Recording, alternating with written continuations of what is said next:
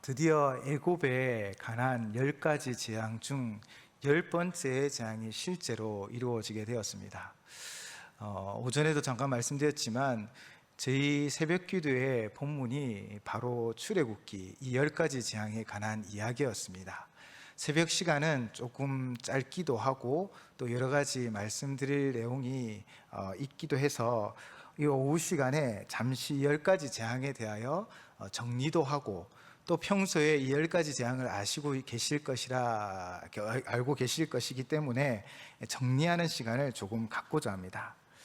먼저 하나님이 아브라함을 부르셨죠. 그리고 그를 통해 한 민족을 이루게 하셨습니다. 그와 횃불 언약을 맺으며 창세기 15장은 그에게 하신 말씀이 그대로 기록되어져 있습니다. 창세기 15장 13절에서 16절 말씀입니다. 제가 봉독하겠습니다. 여호와께서 아브라함에게 이르시되 너는 반드시 알라. 내 자손이 이방에서 객이 되어 그들을 섬기겠고 그들은 400년 동안 내 자손을 괴롭히리니 그들이 섬기는 나라를 내가 징벌할지며 그 후에 내 자손이 큰 재물을 이끌고 나오리라. 너는 장수하다가 편안히 조상에게로 돌아갈 장사될 것이요 내 자손은 4대 만에 이 땅으로 돌아오리니 이는 아무리 족속의 제약이 아직 가득 차지 아니함이니라 하시더니 아멘.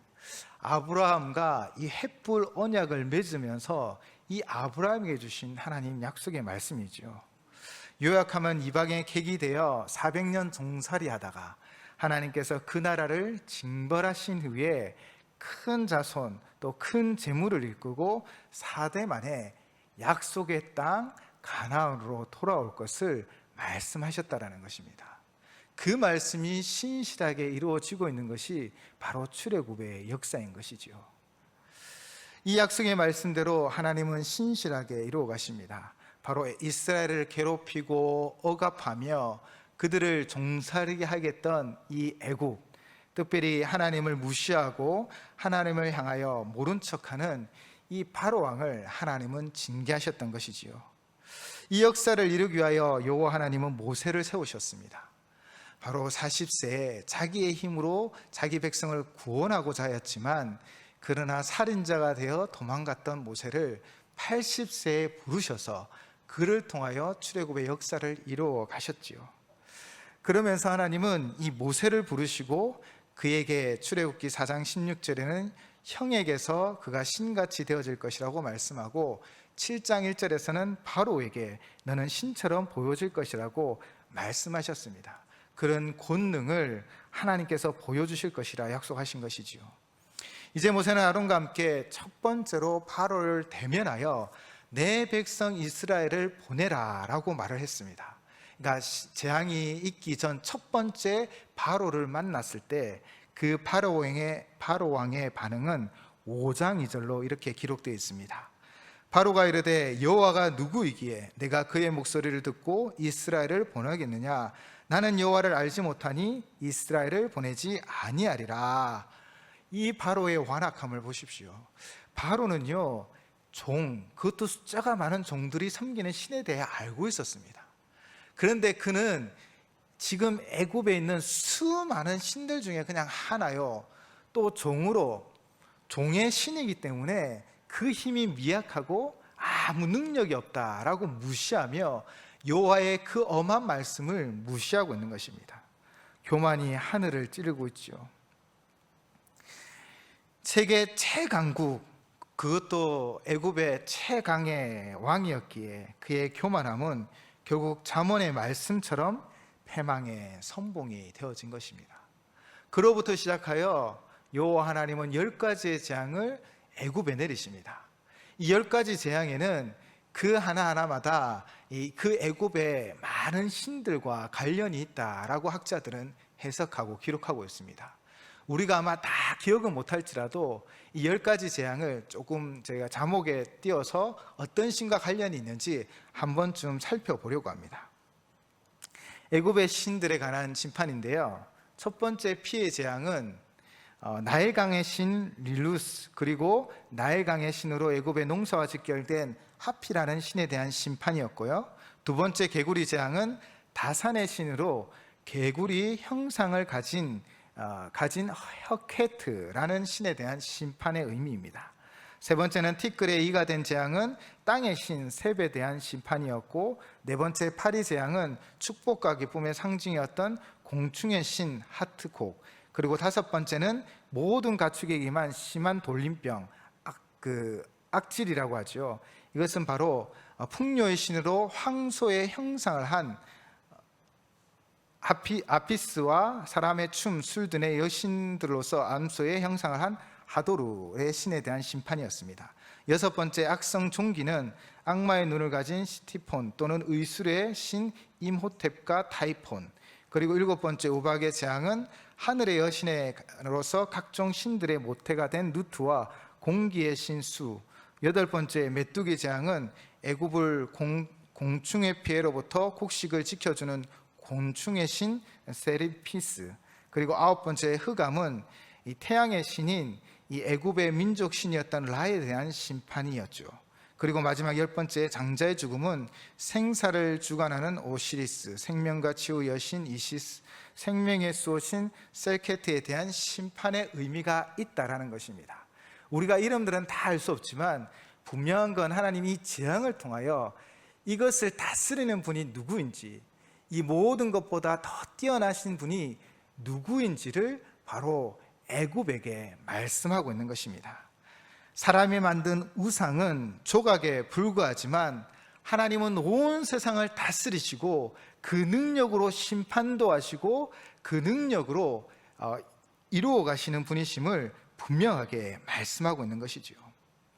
그리고 이 10가지 재앙은 3개씩 3그룹으로 나누어집니다. 그래서 33+1이라고도 얘기하는데요, 첫 번째, 두 번째, 세 번째를 A그룹으로 나눌 수 있습니다. 그러니까 A그룹은 첫 번째 물이 피로 변하는 재앙이었고, 두 번째 자막에 있습니다. 두 번째는 개구리 재앙이었고, 세 번째는 티끌이 이가 되는 재앙이었습니다. 이걸 A그룹이라 하고요, B그룹은 네 번째 파리와 다섯 번째 심한 돌림병, 악질이라고 하죠. 그리고 여섯 번째 독종과 관련이 있고요. 그리고 C그룹은 일곱 번째 우박과 일곱 번째 우박과 여덟 번째 메뚜기와 그리고 아홉 번째 흑암의 재앙으로 나눌 수 있습니다. 그렇게 학자들이 이게 분류를 했더니 A, B, C 세 그룹으로 세 개의 재앙들이 묶여 있다는 것이죠. 근데 이 묶인 이유가 있더라고요. 그러니까 각 그룹의 첫 번째 재앙은 시간상으로 같은 시간대에 있습니다. 즉 아침 일찍 바로 앞에 나가라라고 찾아보시면 다 그렇게 기록이 돼 있고요. 이 두 번째 각 그룹의 중간에 있는 재앙들은요, 바로 두 번째, 다섯 번째, 여섯 번째는 이 장소에 관하여 이야기되어집니다. 바로 앞에 나아가라, 즉 바로가 다스리는 궁으로 가라는 것이었죠. 그리고 각 그룹의 마지막 재앙은 세 번째, 여섯 번째, 아홉 번째 재앙에는요, 아무런 사전 경고가 없이 바로의 불순종에 대하여 심판하셨던 그런 징계였다라는 것입니다. 그렇게 세 그룹은 이런 특징을 가지고 있는데요, 그래서 학자들의 연구에게 정리한 것들을 바라보면 결국 각 그룹의 첫 번째 재앙, 세 번째 재앙, 그리고 네 번째 재앙, 그리고 일곱 번째 재앙은 결국 그 아침에 주의 말씀이 선포되어지고 경고하라는 것 말씀처럼 우리 인생의 시작, 우리의 삶의 시작을 어디로부터 시작해야 되느냐라고 생각해 볼 수 있다고 합니다. 아침은 하루를 시작하는 거잖아요. 아침의 시작을 말씀으로, 우리 인생의 시작을 말씀으로, 우리가 제일 먼저 붙잡고 나아갈 것은 바로 하나님의 말씀이라는 것입니다. 그 말씀에 순종하고 그 말씀을 따라가야 한다는 것이죠. 아침에 제일 먼저 눈을 뜨면 거의 다 기도를 하시죠.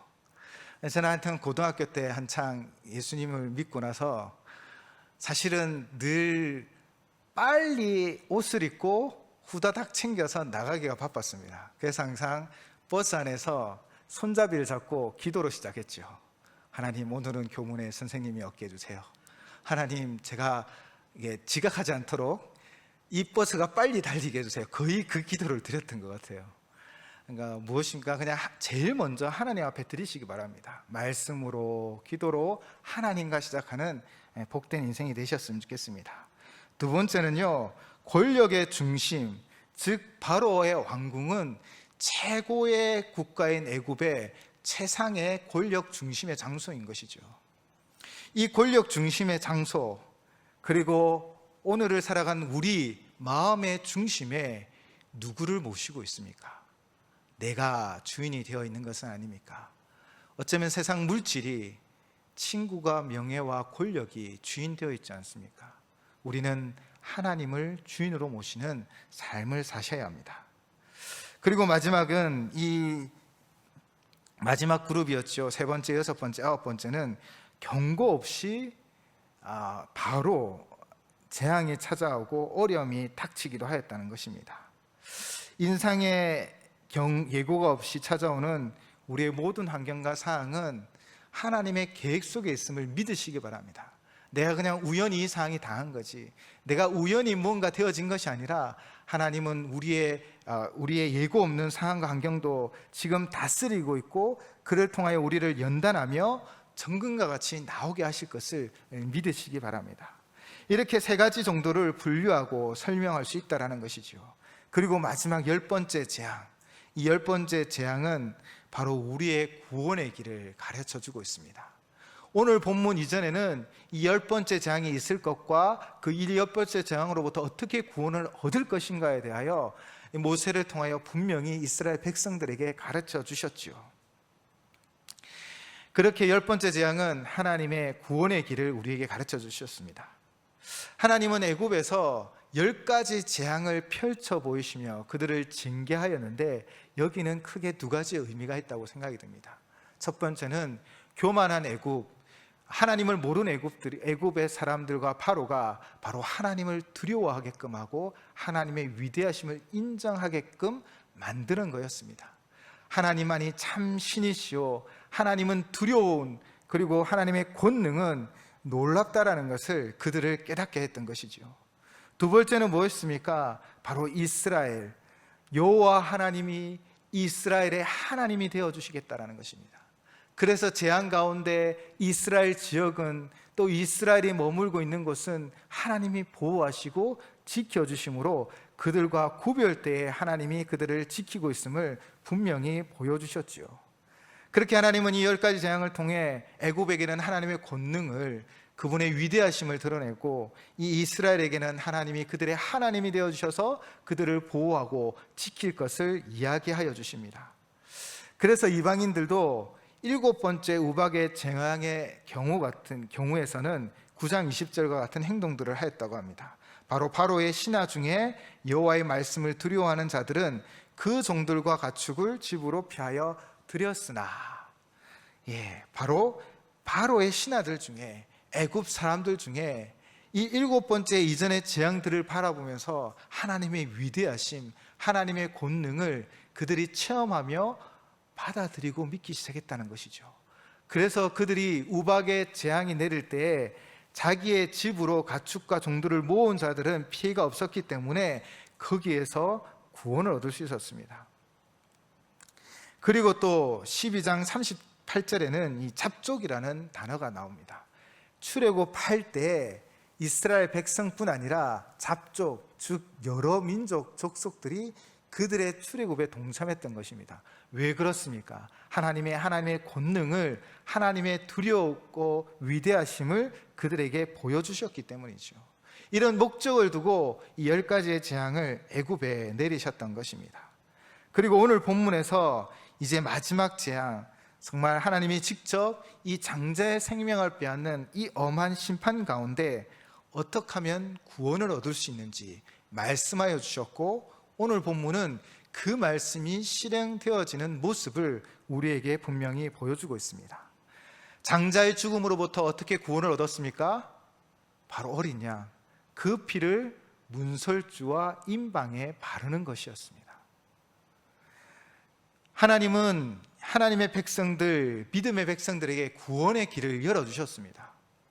그 구원의 길을 따르는 자, 구원을 얻는 것입니다. 그렇다면 이 어린 양의 피를 통하여 구원의 길을 만드셨는데 어떻게 이스라엘 백성들이 구원받았습니까? 저는 첫 번째 믿음이라는 단어를 떠올렸습니다. 모세가 구원의 방편에 대하여 말씀하였죠. 가족 수대로 어린 양을 잡아서 그 피를 좌우 문설주와 임방에 바르라는 것입니다. 좌우 문설주는 문의 양쪽 기둥이고요, 임방은 상하보라고 합니다. 그렇게 사각을 둘러 어린 양의 피를 바르라는 것이지요. 하나님이 그 구원의 방편을 말씀하시면서 1년 동안 한 번도 죄짓지 않은 사람이 어린 양의 피를 바르라라고 하셨습니까? 정말 바르고 올바르게 산 사람만 발라라라고 조건을 다셨습니까? 아닙니다. 어린 양을 잡고 그 피를 누구든지 그 말씀을 믿고 문설주와 임방에 바르는 그 과정에 하나님의 구원이 임하였다라는 것입니다. 하나님의 구원은 나의 조건, 우리의 조건이 아닙니다. 내가 무엇을 하였기에 얻어지는 것이 아니라 바로 하나님의 선물인 것이죠. 그래서 에베소서 2장 8절에서 9절은 이렇게 말씀하고 있습니다. 우리 자막에 뜰 텐데요, 보이시면 함께 우리 봉독해 보도록 하겠습니다. 시작. 너희는 그 은혜에 의하여 믿음으로 말미암아 구원을 받았으니 이것은 너희에게서 난 것이 아니요 하나님의 선물이라. 행위에서 난 것이 아니니 이는 누구든지 자랑하지 못하게 함이라. 아멘. 우리의 구원은 은혜에 의하여 믿음으로 말미암아 구원을 받은 것입니다. 하나님이 그 은혜로 이 구원의 길을 열어주셨지요. 자기의 노력, 자기의 방법, 자기가 아는 지식으로는 그 장자의 죽음으로부터 아무도 구원받을 수 없습니다. 오직 하나님 방편, 하나님 말씀대로 어린 양을 잡고 그 피를 문설주와 임방에 바르는 그 과정에 하나님의 구원이 임하였다라는 것입니다. 그러므로 우리는 자랑할 것이 전혀 없죠. 아무런 공로가 없습니다.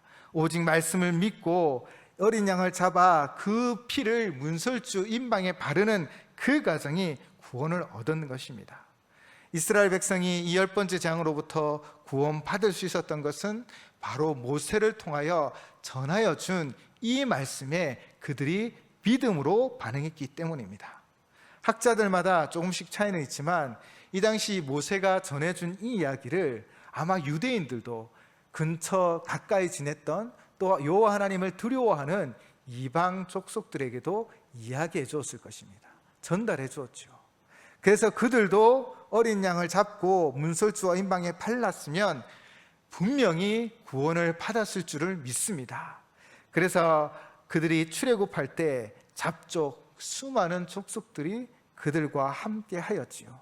순수 혈통 이스라엘 백성이라 구원을 얻은 것이 아닙니다. 바로 어린 양의 피를 문설주와 임방에 바르면 구원을 얻을 것이라는 그 믿음으로 반응했던 가정이 그 사람들이 구원을 얻은 것이지요. 두 번째는 순종입니다. 믿음은 곧 순종이죠. 저 문을 열고 나가면 저기에 저희는 유리문이라서 다 보이지만 혹시 엘리베이터 문을 열고 의심하고 타시는 분도 있겠지만 보통은 그냥 편안하게 타시죠. 왜 그렇습니까? 문이 열리면 그곳에 엘리베이터가 있다라는 믿음이 있기 때문인 것이죠. 믿음은 그렇게 담대하게 행위로 드러나는 것이기도 합니다.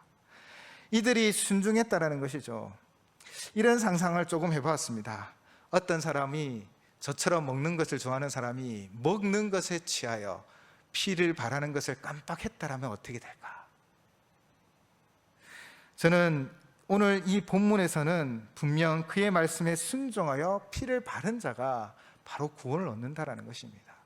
믿고 그 믿음대로 행한 자, 믿고 순종하여 그 임방과 문설주의 피를 바른 자, 바로 구원을 얻었다라는 것이지요. 그리고 이 어린 양의 피는 결국 누구의 피를 예표하는 것입니까? 바로 예수 그리스도, 세례 요한은 예수님을 향하여 어린 양이라고 말하였지요. 어린 양 대신 예수 그리스도가 그 십자가에서 모든 것을 다 내어놓으시며 우리를 위하여 모든 것을 다 주셨습니다. 피를 흘리셨습니다. 살을 주셨습니다. 누구든지 예수 그리스도를 믿는 믿음 안에 있으면 구원을 얻는 백성이 되어줄 줄을 믿습니다. 그리고 오늘 본문에서 보시면 이 유월절을 계속 지키라고 명령합니다. 그 이유가 어디에 있습니까? 오늘 본문 27절입니다. 너희는 이르기를 이는 여호와의 유월절 제사라. 여호와께서 애굽 사람에게 재앙을 내리실 때에 애굽에 있는 이스라엘 자손의 집을 넘으사 우리의 집을 구원하셨느니라 하라 하매 백성이 머리 숙여 경배하니라. 26절에서는 그 자녀들이 이것이 어떤 의미냐 묻는다는 것이죠. 이 유월절을 통하여 하나님이 하고 싶었던 일은 바로 그 자녀들에게 하나님의 신앙을 전수해 주어라는 것입니다. 유월절 절기를 통하여 온 가족이 함께 모여 유월절을 지키고 하나님 앞에 제사 드림으로 우리의 믿음의 후손들이 이 제사를 통하여, 이 유월절을 통하여 하나님의 구원하심을 깨달아 알게 되고 하나님의 그 위대한 권능과 능력을 알게 하려는 목적이 있다는 것입니다. 하나님은 이 세대만 구원하는 것이 아니라 그 이후의 세대도 믿음으로 하나님 앞에 나오는 자들은 다 구원하기를 원하십니다. 그렇게 구원받은 백성으로 하나님의 보호를 받고 하나님의 인도하심을 받는 후손들이 되기를 원하셨던 것이죠. 그렇게 하나님은 이 유월절을 통하여 하나님의 하나님 되심을 증거하며 가르치셨던 것입니다. 29절 그리고 36절까지는 바로 이 10번째 재앙이 그대로 이루어지는 것을 역사적으로 기록하고 있습니다. 그리고 결국 바로와 애굽은 하나님의 그 말씀대로 이스라엘 백성들을 보내지요. 34절은 발견되지 못한 반죽이란 말씀대로 누룩을 넣지 않은 반죽을 말하고 있는 것입니다. 이런 경우를 사서 고생한다라는 단어를 쓸 수 있겠죠. 우리의 무지함이, 우리의 불신앙이 결국 바로의 불신앙과 애굽의 불신앙이 바로 그들의 고생과 진노를 만들어내었던 것입니다. 그러나 약속을 믿고 하나님을 의지하는 자는 하나님의 도우심을 받으며 하나님의 인도하심을 받는 것입니다. 특별히 아브라함에게 주셨던 약속, 그 오래전 약속이 오늘 이루어지는 장면을 또 우리는 눈으로 보고 있습니다. 하나님의 약속의 말씀은 1.1획도 변화되지 아니하고 우리 가운데 이루어지실 줄을 믿습니다. 그래서 그들은, 이스라엘 백성들은 이 애굽 사람들로부터 많은 재물을 얻어 나오게 되었지요. 그러나 그것은 빼앗은 것이 아니라 도리어 그들의 노동의 대가라고 생각되어집니다. 하나님은 그들의 수고, 노동의 대가도 정당에게 값어치를 대로 주었던 것이지요. 사랑하는 여러분, 하나님은 구원의 방편을 우리에게 열어주셨습니다. 바로 예수 그리스도를 믿는 그 믿음으로 하나님 앞에 나아가며 주의 말씀을 하나님 앞에 나아가면 구원을 얻을 것이요, 주의 말씀에 순종하는 삶을 살아가면 그 길을 하나님이 친히 인도하여 주실 줄을 믿습니다. 오늘도 믿음과 순종으로 하나님께 나아가며 오직 예수 그리스도의 그 보혈을 의지하여 은혜의 보좌 앞에 담대히 나아가 하나님의 은혜를 누리시는 우리 모든 성도님들 되시기를 주님의 이름으로 축원을 드립니다. 함께 기도하시겠습니다. 그렇습니다. 주님, 구원은 오직 예수 그리스도의 보혈밖에 없었음을 고백합니다. 장자의 죽음으로부터 어린 양의 피를 문설주와 임방에 바른 가슴만이 구원을 얻었듯 오늘을 살아가는 우리 또한 우리의 구원은 오직 예수 그리스도의 보혈밖에 없음을 고백합니다. 오늘 이 오후 시간도 하나님 앞에 그 보혈을 의지하여 찬양하며 나아가오니 하나님 은혜를 베풀어 주시옵소서. 우리 안에는 걱정 근심을 내려놓고 주님만 바라보니 주님의 그 권능의 손길로 우리의 삶을 다스려 주시고 우리의 연약함을 강하게 하여 주시고 한 주간도 주님 주신 참 평안을 누리는 우리 모든 성도님들과 저의 삶이 되어질 수 있도록 인도하여 주시옵소서. 예수님 이름으로 기도드립니다. 아멘.